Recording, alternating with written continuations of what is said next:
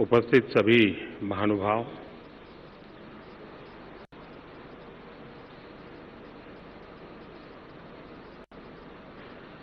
Amazing India and amazing Indians, मैं times now को अभिनंदन करता हूं कि समाज के उन हीरों की परख करने की उन्होंने कोशिश की है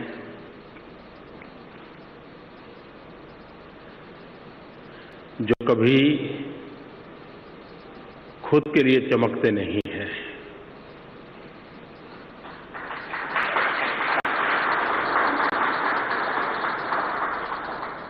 ये वो हीरे हैं जैसा हीरे का स्वभाव रहता है, खदान से निकल तक किसी के शरीर पर धारण करने तक की उसकी यात्रा बहुत ही पीड़ादायक होती है, बहुत ही कष्टदायक होती है। अनेक मुसीबतें से उसे गुजरना पड़ता है और तब जाकर के वो किसी के शरीर पर चमकता है।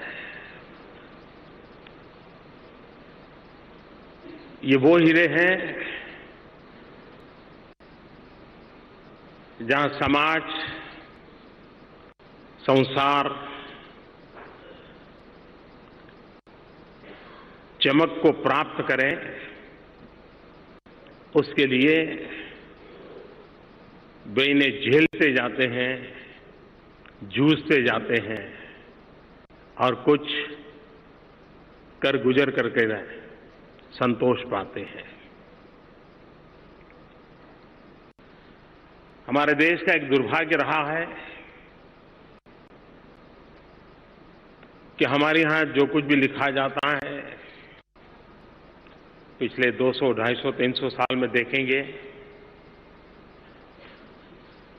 तो ज्यादातर राज परिवारों की बातें, राजकर्ताओं की बातें, राजघरानों की बातें, उनकी आदतें, उनकी दिनचर्या, यही बातें समाज के सामने आती रहती थी। इस देश को गुलाम रखने के लिए ये सोची समझी रणनीति का भी हिस्सा था और उसके कारण ध्यान इस चमक दमक के आसपास ही रहता था। अंधेरे में ओझल भी एक दुनिया होती है,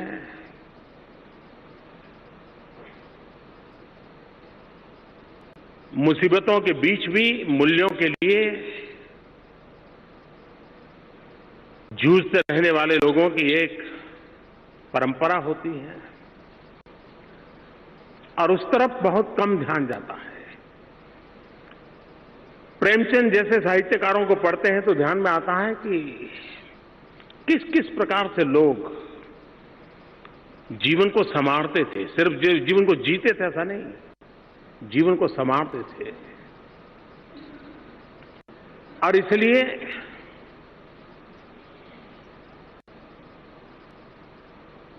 हमें अपने आप की शक्ति को भी अगर महसूस करना है, हमें अपने आप को भी अगर पहचानना है, तो अंधेरे में ओझल जो लोग हैं उनको देखने से कभी हम अपनी स्थिति को पहचान पाते हैं।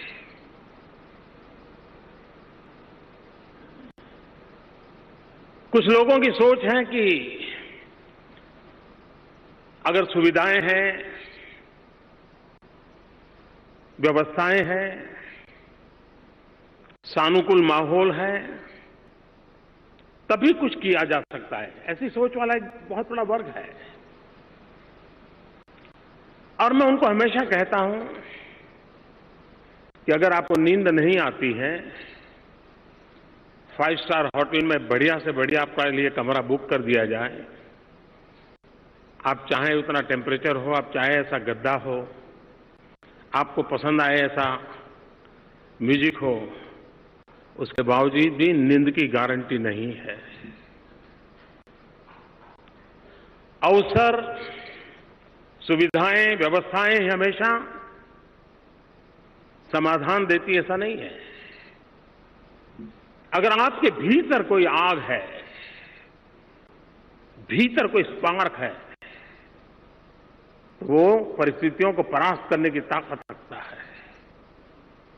और दुनिया में जिन जिन लोगों ने कुछ किया है, अगर उनकी तरफ देखें तो ज्यादातर वो लोग हैं जिन्होंने जिंदगी में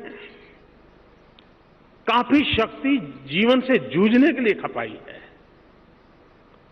और उसके बाद भी कुछ देकर के गए हैं। और दुनिया के किसी भी इतिहास के किसी भी गाथा के क्रम को देखेंगे, हर बात में कहीं न कहीं समाज जिनको छोटे लोग मानता है, बड़े लोगों की नजर में जो छोटे लोग होते हैं, उनका कितना बड़ा योगदान होता है। पूरी रामायण हम देख लें, राम लक्ष्मण सीता सब कुछ पढ़ लें, लेकिन हम उस गिलहरी को कभी नहीं भूल सकते कि जिसके बिना, जिसके काम को राम को भी सराहना पड़ा था कि जो राम सेतु बनाने के लिए अपनी कोशिश कर रही थी। पूरी रामायण को भूल जाए, लेकिन शबरी को नहीं भूल सकते। श्री कृष्ण के कई रूप धारण याद आते होंगे, लेकिन सुदामा को नहीं भूल सकते, उन ग्वालों को नहीं भूल सकते। छत्रपति शिवाजी, इतनी बड़ी दुनिया, लेकिन छोटे छोटे वो मालवे जो कभी सिंहगढ़ जीतने के लिए जिंदगी खपा देते थे, इसको कभी भूल नहीं सकते। पंच प्यारे, गुरु परंपरा को याद करें, वो पंच प्यारे कौन थे? सामान्य लोग थे। एक महान परंपरा को उन्होंने जन्म दे दिया। छोटे छोटे लोग इतिहास बदल देते हैं, समाज की सोच बदल देते हैं। हमारे देश का ये दुर्भाग्य रहा है कि आजादी के बाद भी हमारी नजरें राज्य व्यवस्थाओं पर टिकी हुई है, राजनेताओं पर टिकी हुई है, और कभी कभी लगता है कि आवश्यकता से अधिक उनको प्राधान्य दिया जाता है। जितना उनको देना चाहिए उतना देना तो समझ सकते हैं, लेकिन हम देखते हैं आवश्यकता से अधिक दिया जाता है। एक टीचर जिसने अपने जीवन काल में 200 अच्छे नागरिक दिए हो, जिसमें डॉक्टर हो, इंजीनियर हो, साहित्यकार हो, उस टीचर का किसी चौराहे पर नाम नहीं होता है, उसके नाम का कोई रास्ता नहीं होता है। लेकिन एक कॉरपोरेटर बन जाए तो देखते ही देखते उसके नाम का रास्ता भी बन जाता है, उसकी सड़क बन जाती है, चौराहा बन जाता है, कभी कभी पुतला भी लग जाता है। समाज के लिए ये जीने वाले लोग जो राजनीतिक तामझाम से काफी दूर हैं, उनकी संख्या करोड़ों में है। हम पूरे हमारे कृषि जगत को देखें, कृषि जगत को ताकत जितनी लेबोरेटरी से मिली है या वैज्ञानिकों से मिली है, उससे ज्यादा गांव के सामान्य किसान के नित्य निरंतर प्रयोगों से निकली हुई है। लेकिन उस तरफ हमारा ध्यान नहीं जाता है। समाज की शक्ति को पहचानना, समाज की शक्ति को जोड़ना, समाज की शक्ति के आधार पर राष्ट्र शक्ति को उजागर करने का प्रयास, यही अंतिम ताकत के रूप में उभरता है। और इसलिए जिन्होंने कुछ न कुछ किया है, विपरीत परिस्थितियों में जी करके दिखाया है, या विपरीत परिस्थितियों के बाद भी औरों के लिए जीना सिखाया है, जिनका जीवन स्वयं में अपने आप में एक उदाहरण बन गया। एक दीप से जलता दीप हजार, ये जो ताकत खड़ी की है, ऐसे ही रत्नों का मुझे आज दर्शन करने का सौभाग्य मिला है। और ऐसे अनगिनत लोग हैं, हिंदुस्तान के हर कोने में अनगिनत लोग हैं। उनकी शक्ति को हम कैसे पहचाने? भारत की जो मूल सोच है वो तेन तकते न भूंजी था, ये उसकी मूल सोच है। त्याग उसकी मूलभूत चिंतन का हिस्सा है, और उसी में से इस प्रकार के जीवन निर्माण होते हैं जो जीवन औरों को प्रेरणा देते हैं। इन सब की अपनी एक कथा है, अपनी विशेषता है, और आज इस कार्यक्रम के बाद बहुतों का उन पर ध्यान जाएगा। वे कुछ और करने का उनका हौसला बुलंद होगा।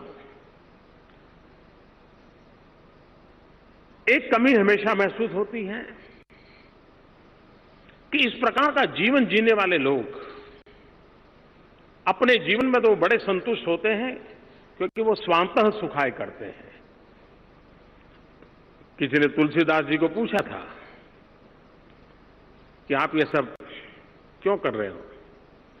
तो तुलसीदास का सीधा सीधा जवाब था, भाई मुझे इसमें आनंद आता है इसलिए मैं कर रहा हूं। मैं ये करने के बाद भी शायद दुनिया इसको स्वीकार करेगी या देखेगी, ये मेरा विषय नहीं है। मैं स्वांतः सुखाय करता हूं, अपने संतोष के लिए करता हूं। ये वो लोग हैं जो अपने सुख के लिए, संतोष के लिए ये किए बिना वो रह नहीं सकते। ये करेंगे तब उनका मन का दुख भी दूर होगा। इस ऊंचाई को प्राप्त करते हैं तब जाकर के करते हैं। और इसलिए इन महान मूल्यों को हम कितने उजागर करें, कैसे उजागर करें, इन मूल्यों का हम जतन कैसे करें, और सामान्य से सामान्य व्यक्ति को उसकी प्रेरणा कैसे दें।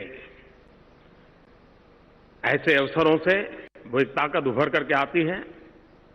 मैं फिर एक बार उन सभी रत्नों को वंदन करता हूं, अभिनंदन करता हूं, और उन्होंने एक ऐसी मिसाल कायम की है जो सुनने पढ़ने वालों को भी शायद प्रेरणा देने के कारण बनेगी। मैं टाइम्स नाउ का भी बहुत आभारी हूं कि मुझे ऐसे रत्नों के साथ उनके कार्य को, उनके सपनों को, उनके जीवन को जानने का, उनको दर्शन का अवसर मिला। बहुत बहुत धन्यवाद।